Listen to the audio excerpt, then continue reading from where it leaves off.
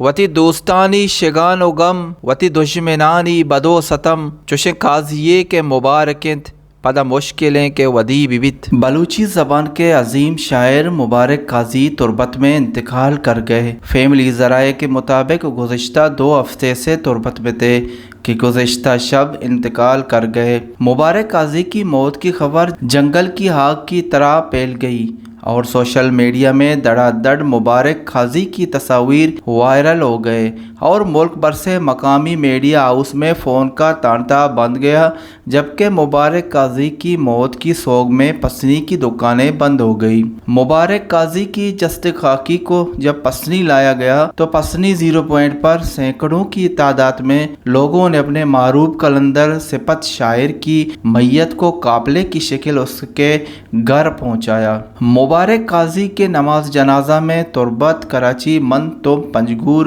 پشکان، Gionee, Ormara اور گوادر سے ہزاروں لوگ پسنی پہنچ گئے اور نماز جنازہ میں شرکت کی۔ نماز جنازہ میں نیشنل پارٹی کے مرکزی صدر ڈاکٹر عبدالمالک بلوچ، حسین واڈیلا، گلزار دوست، عنبر سمین، زبیر مختار، بہار علی گوہر، عابد علی، میر عمر میر، ارشاد پرواز، ندیم اکرم سمیت دیگر شہراء نے انہیں سلامی پیش کی۔ یہ پسنی کی تاریخ کا سب سے بڑا نماز جنازہ تھا۔ مبارک قاضی 24 دسمبر 1955 میں پسنی میں پیدا ہوئے اور انہوں نے 1972 میں اپنے میٹرک کا امتحان پسنی میں پاس کیا اور مزید تعلیم کے لیے کراچی چلے گئے، جہاں انہوں نے سندھ مسلم آرٹس کالج میں گریجویشن کیا اور بعد میں بلوچستان یونیورسٹی میں MA کی ڈگری حاصل کی۔ مبارک قاضی پسنی پشاور اتھارٹی میں بطور ڈائریکٹر فنانس کے عہدے پر تعینات تھے اور پھر ریٹائرڈ ہو گئے۔ وہ بلوچی زبان کے واحد شاعر تھے جس کی ہزاروں کلام بلوچی زبان کے گلوکاروں نے گائے اور بلوچی زبان کے مایہ ناز گلوکار مرحوم نور خان بیزنجے نے سب سے زیادہ مبارک قاضی کی غزل، نظم اور گیت گائے جو آج تک مقبول ہیں اور سنے جاتے ہیں۔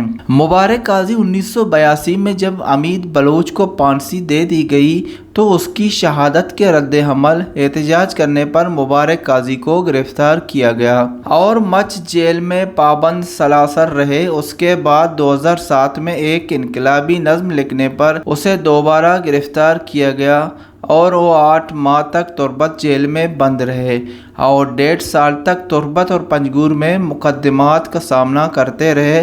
وہ بلوچی زبان کے پہلے شاعر تھے جس کے خلاف غداری کے متعدد مقدمات درج کیے گئے تھے اور عدالت نے انہیں تمام مقدمات سے بری کر دیا۔ مبارک قاضی کا پہلا شعری مجموعہ زرنوشت 1990 میں شائع ہوا تھا، جبکہ آخری شعری مجموعہ شکلیں جوہرانی برورد 2022 کو شائع ہوا تھا۔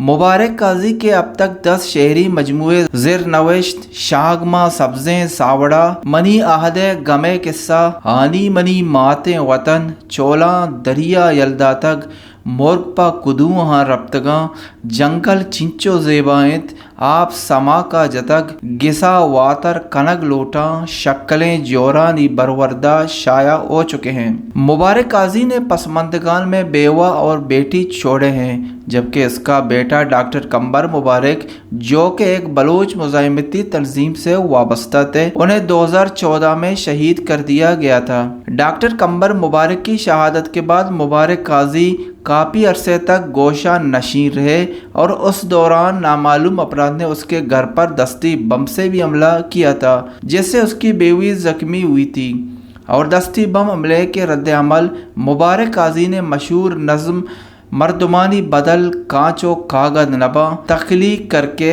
بلوچی شاعری کے چاہنے والوں کو ششدر کر دیا۔